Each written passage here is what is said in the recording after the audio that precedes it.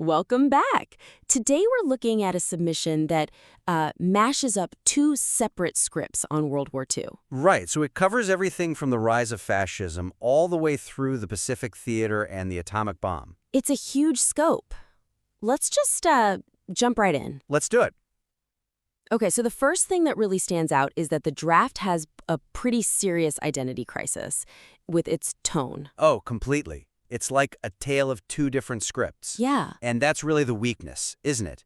This really jarring shift in voice just creates a disjointed experience for the listener. It does. You start off with this almost comedy club vibe. Exactly. All the jokes about Mussolini's baldness and Hitler spanking the English. And then, bam, it just slams you into a wall of super solemn, rapid-fire facts about the Holocaust. And nuclear warfare? Yeah. It gives you whiplash. It really does. So the suggestion here is pretty straightforward. You have to commit to one narrative voice. You do. You're either doing that character-driven sort of edutainment thing, Right. or you're doing a serious historical analysis.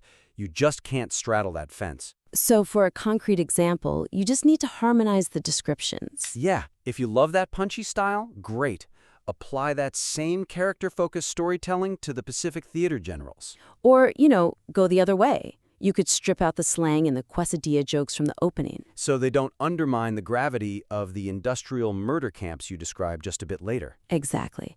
Now, once you fix the voice, you have to look at the map of the story because the narrative organization creates a major pacing issue. It really does. It feels a bit like Groundhog Day. Yes. That's the perfect way to put it. The weakness is just that narrative redundancy. It comes from restarting the timeline. We invade Poland and watch France fall in part 1. And then we do it all over again in part 2. It just stops the story dead in its tracks. It kills all the momentum.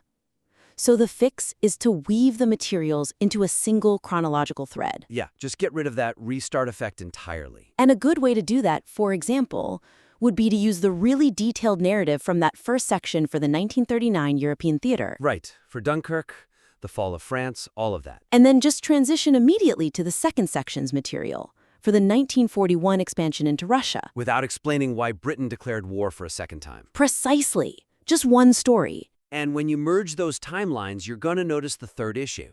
Which is that the script really struggles to balance the fun historical trivia against the significant global consequences.